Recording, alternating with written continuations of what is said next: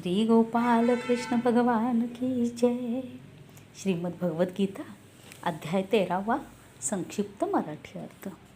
श्री भगवान म्हणाले, हे अर्जुना, हे शरीर क्षेत्र या नावाने संबोधले जाते आणि याला जो जाणतो त्याला त्याचे तत्व जाणणारे ज्ञानी लोक क्षेत्रज्ञ असे म्हणतात. हे अर्जुना, तू सर्व क्षेत्रांमध्ये क्षेत्रज्ञ अर्थात जीवात्माही मलाच समज आणि क्षेत्र व क्षेत्रज्ञ अर्थात विकारांसहित प्रकृती व पुरुष यांना जे तत्वतः जाणणे ते ज्ञान आहे असे माझे मत आहे. ते क्षेत्र जे आणि जसे आहे तसे ज्या विकारांनी युक्त आहे आणि ज्या कारणांपासून जे झाले आहे तसेच तो क्षेत्रज्ञही जो आणि ज्या प्रभावाने युक्त आहे ते सर्व थोडक्यात माझ्याकडून ऐक. हे क्षेत्र आणि क्षेत्रज्ञाचे तत्व ऋषींनी पुष्कळ प्रकारांनी सांगितले आहे आणि निरनिराळ्या वेदमंत्रातूनही विभागपूर्वक सांगितले गेले आहे. तसेच पूर्णपणे निश्चय केलेल्या युक्तियुक्त ब्रह्मसूत्राच्या पदांनीही सांगितले आहे. 5 महाभूते अहंकार, बुद्धी आणि मूळ प्रकृती तसेच 10 इंद्रिये, 1 मन आणि 5 इंद्रियांचे विषय अर्थात शब्द, स्पर्श, रूप, रस आणि गंध तसेच इच्छा, द्वेष, सुख, दुःख, स्थूल देहाचा पिंड, चेतना आणि धृती अशा प्रकारे विकारांसहित हे क्षेत्र थोडक्यात सांगितले गेले आहे.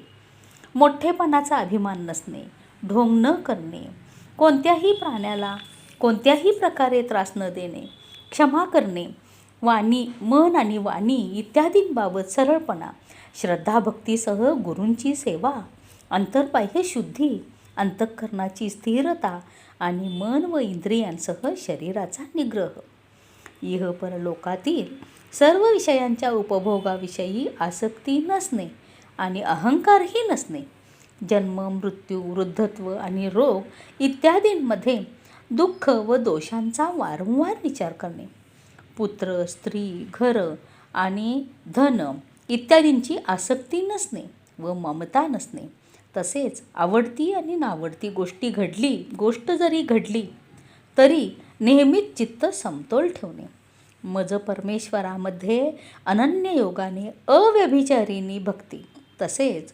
एकांतात शुद्ध ठिकाणी राहण्याचा स्वभाव आणि विषयासक्त मनुष्यांच्या सहवासाची आवड नसणे, अध्यात्मज्ञानात नित्यस्थिती व तत्त्वज्ञानाचा अर्थ जो परमात्मा त्यालाच पाहणे हे सर्व ज्ञान होय आणि या उलट जे असेल ते अज्ञान होय असे म्हटले आहे. जे जाणण्याजोगे आहे आणि जे जाणल्यामुळे मनुष्याला परम आनंद मिळतो ते चांगल्या प्रकारे सांगतो. ते अनादी परमब्रह्म सत ही म्हणता येत नाही आणि असत ही म्हणता येत नाही. ते सर्व बाजूंनी हात पाय असलेले, सर्व बाजूंनी डोळे, डोकी, तोंडे असलेले, तसेच सर्व बाजूंनी कान असलेले आहे, कारण ते विश्वात सर्वाला व्यापून उरले आहे. ते सर्व इंद्रियांच्या विषयांना जाणणारे आहे, परंतु वास्तविक सर्व इंद्रियांनी रहित आहे. ते आसक्तीरहित असूनही सर्वांचे धारणपोषण करणारे आणि निर्गुण असूनही गुणांचा भोग घेणारे आहे. ते चराचर सर्व प्राणीमात्रांच्या बाहेर व आत परिपूर्ण भरले आहे. तसेच चर आणि अचरही तेच आहे आणि ते सूक्ष्म असल्यामुळे कळण्याजोगे नाही. तसेच अतिशय जवळ आणि दूरही असलेले तेच आहे. तो परमात्मा विभागरहित एकरूप असा आकाशासारखा परिपूर्ण असूनही चराचर संपूर्ण भूतांमध्ये वेगवेगळा असल्यासारखा भासत आहे. तसाच तो जाणण्याजोगा परमात्मा विष्णू रूपाने भूतांचे धारणपोषण करणारा, रुद्र रूपाने संहार करणारा व ब्रह्मदेव रूपाने सर्वांना उत्पन्न करणारा आहे.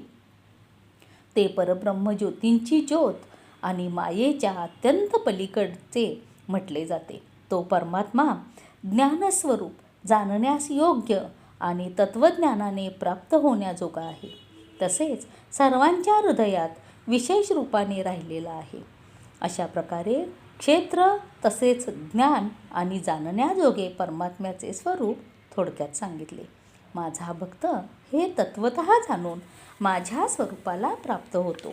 श्री गोपाल कृष्ण भगवान की जय.